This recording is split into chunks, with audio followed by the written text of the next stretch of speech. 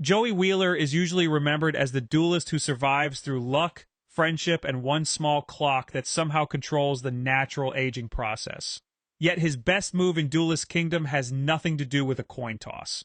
It requires him to remember a card his opponent used several turns earlier, steal it from the graveyard, and quietly prepare a counterattack while an American champion believes the duel is already over. Before we begin, please subscribe if you enjoy these longer Yu-Gi-Oh! Video essays. It helps the channel, and there are plenty of strange duels left to examine. Judging Joey's decisions in Duelist Kingdom requires one important adjustment. The rules of that tournament are separate from the modern card game, Common Sense, and occasionally themselves. Monsters receive bonuses from the terrain. Flying creatures can avoid advantages held by monsters on the ground. Fire weakens dinosaurs. Machines resist certain magical attacks. Time Wizard occasionally functions as a monster, occasionally functions as a spell, and occasionally functions as whatever the current episode needs. Pegasus created the game, the island, and the tournament, which gave him the freedom to clarify the rules immediately after somebody had already broken them. Very convenient. For this essay, Joey's moves will be judged through the logic presented inside the arc. A move earns credit when Joey reads the field correctly, manages risk well, uses previous information, or combines cards in a way that gives him a genuine advantage. Simply winning a Time Wizard spin is less impressive. Anybody can be clever after the coin lands on the correct side.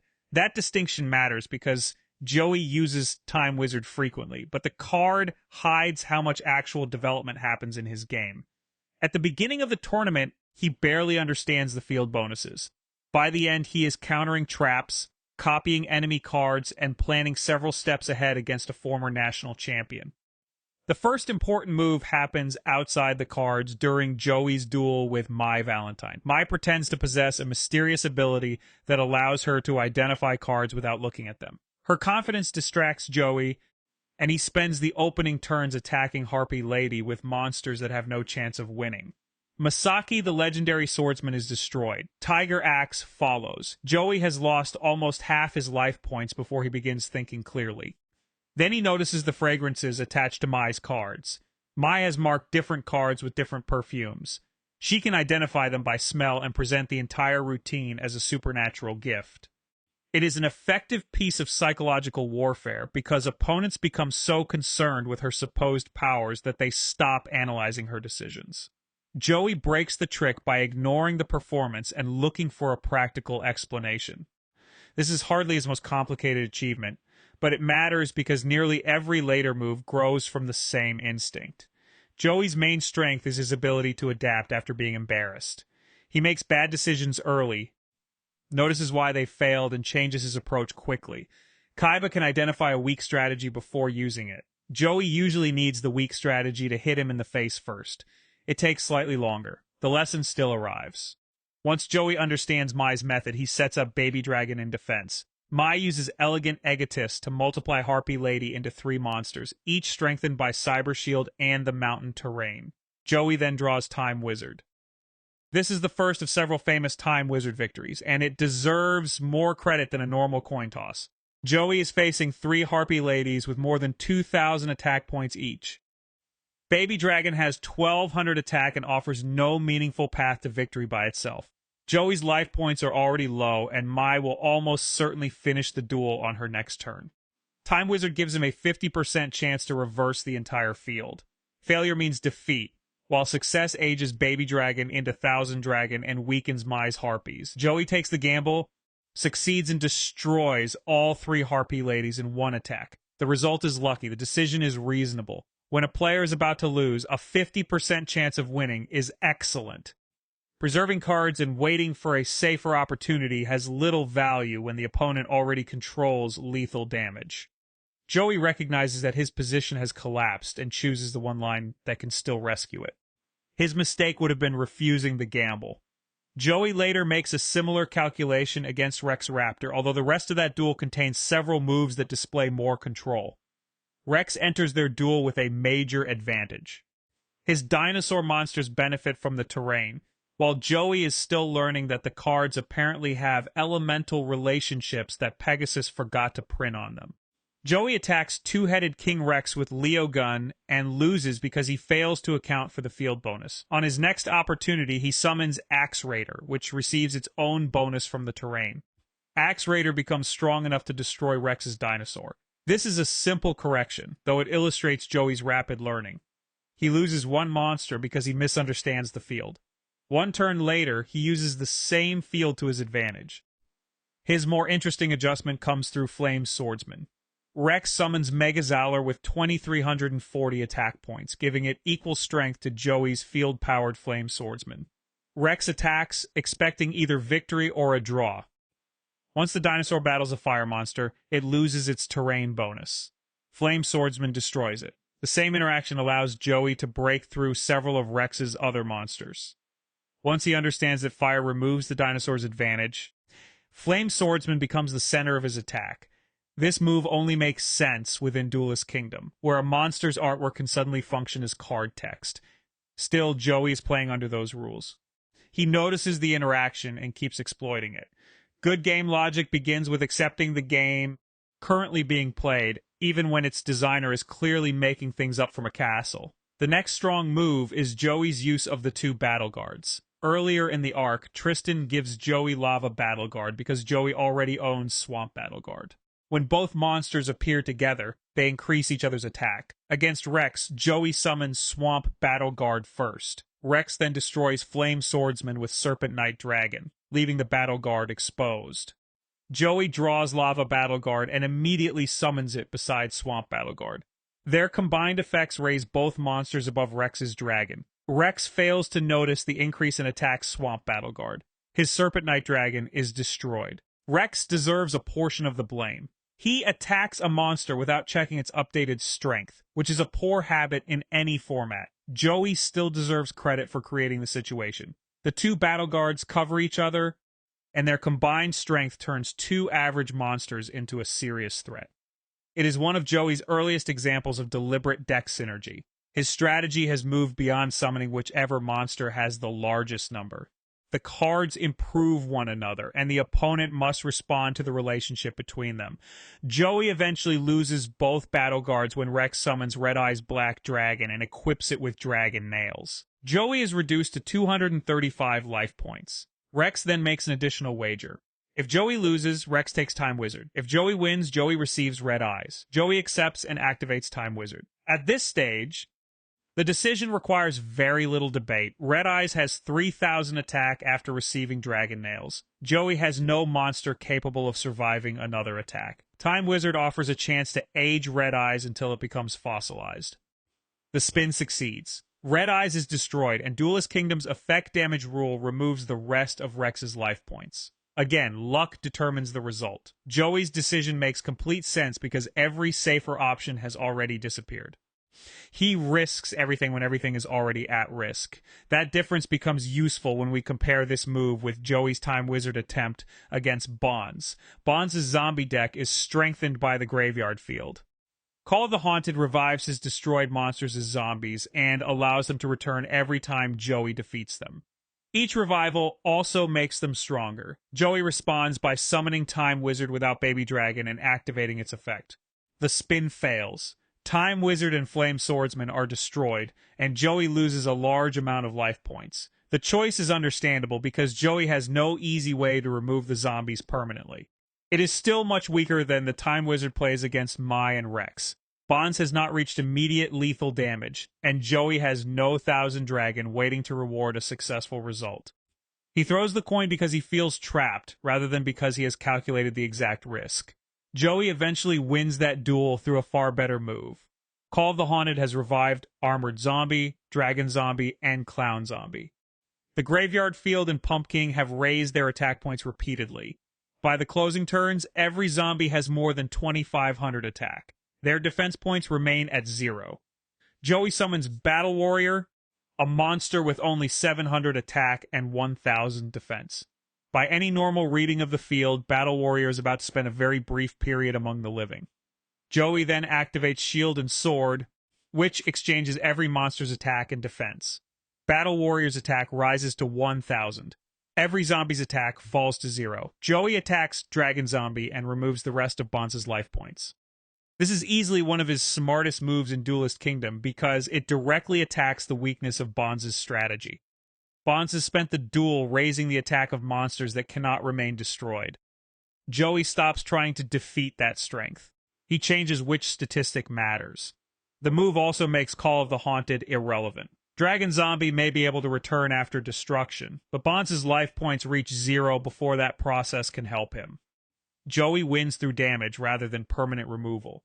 More importantly, he uses one of the weakest monsters in his deck to do it. Battle Warrior's low attack has no importance after Shield and Sword changes the field. Its relatively higher defense becomes the only number Joey needs.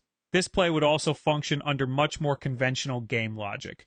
Shield and Sword genuinely swaps the original attack and defense of face-up monsters. The exact anime calculations become messy because Duelist Kingdom enjoys adjusting numbers every few minutes, but the underlying plan is sound. Joey looks at a field of enormous monsters, identifies the neglected statistic, and reverses the advantage. His next major display comes during the tag duel against the Paradox Brothers. This duel places Joey and Yugi inside a maze where monsters move through corridors according to their levels. The Paradox Brothers have designed their entire deck around the field, giving them hidden traps, monsters that travel through walls, and a tank that somehow fits comfortably inside a labyrinth. Joey has received no time to prepare for any of this. Apparently, Duelist Kingdom players were expected to remain ready for regular duels, tag duels, board games, and architectural emergencies. One of Joey's best decisions happens when Wall Shadow attacks Yugi's Celtic Guardian. Wall Shadow can move along the walls and emerge beside its target. Joey has already set Kunai with Chain. When Wall Shadow appears, he activates the trap, restrains the attacker, and gives Celtic Guardian another 500 attack points. Celtic Guardian then destroys Wall Shadow. Several details make this a strong play. Joey uses his own card to protect Yugi's monster. He waits until Wall Shadow leaves the safety of the wall where Kunai can reach it. He also combines both functions of Kunai with Chain, restraining the attacker and strengthening the defending monster. Later, during his duel with Bandit Keith, Joey uses Kunai with Chain again when Launcher Spider attacks Garuzis. The attack increase pushes Garuzis above Launcher Spider, destroying Keith's stronger machine. Across both duels, Joey treats Kunai as a flexible counter rather than a simple power boost.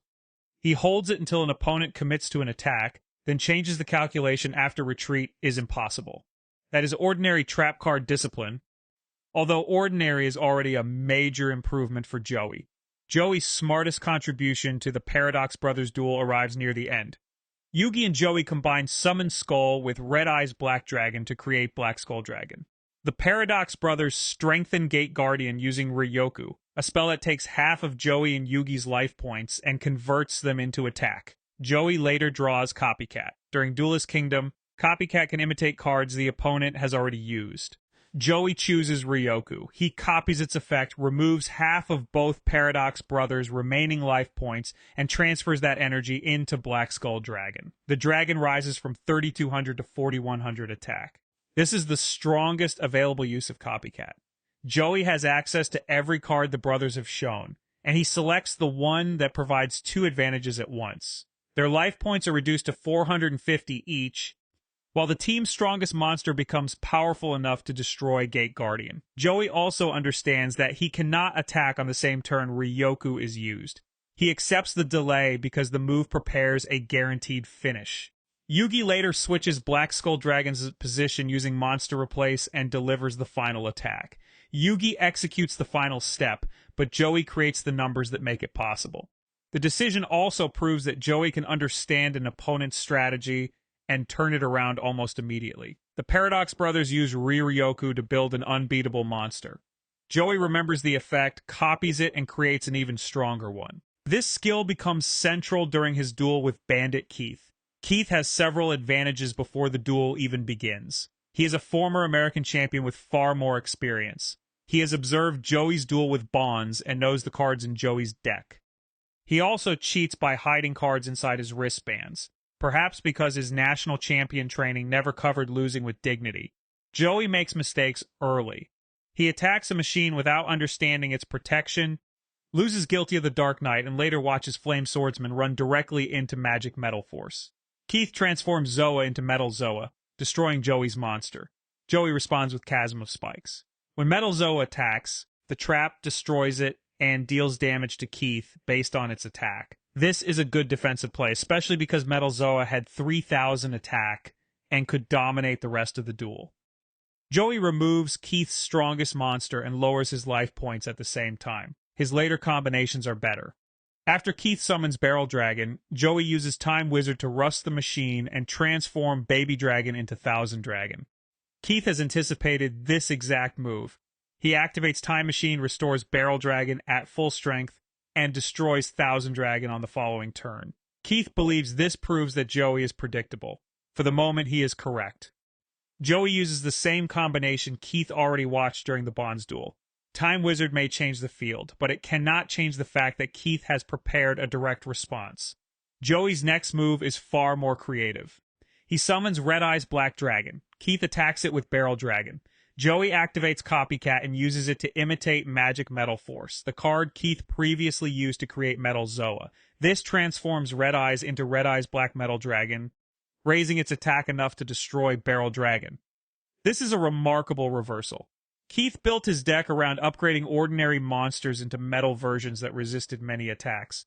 Joey observes the transformation, copies the card responsible, and applies Keith's own technology to Red Eyes. Copycat provides the imitation. Joey supplies the target and timing. It is also a better copycat play than copying a powerful monster. Taking Barrel Dragon's attack would give Joey a temporary answer. Copying Magic Metal Force permanently upgrades Red Eyes and gives it the properties needed to compete with Keith's machines. Joey has learned from the opponent's deck rather than relying only on his own. Keith responds by strengthening Slot Machine with 7 completed. He then attaches Blast Sphere to Red Eye's Black Metal Dragon. According to its anime effect, Blast Sphere will explode at the end of the turn and deal damage based on the difference between the monster's attack points. Blast Sphere has 2,900 attack. Red Eye's Black Metal Dragon has 2,800. That leaves Joey facing enough damage to lose the duel. Joey activates Dragon Nails. Dragon Nails increases Red Eyes' attack to 3,400 before the explosion. The difference now favors Joey, so Blast Sphere's effect damages Keith instead. This may be Joey's cleanest piece of calculation in the entire tournament. Keith creates a situation where a 100-point difference will decide the duel. Joey changes that difference at the final moment and sends the damage back. There is no Time Wizard, Terrain Interpretation, or Sudden Elemental rule. Joey simply understands how the effect calculates damage and changes one of the numbers before it resolves. Keith has cheated, studied Joey's deck, and prepared counters for his familiar cards.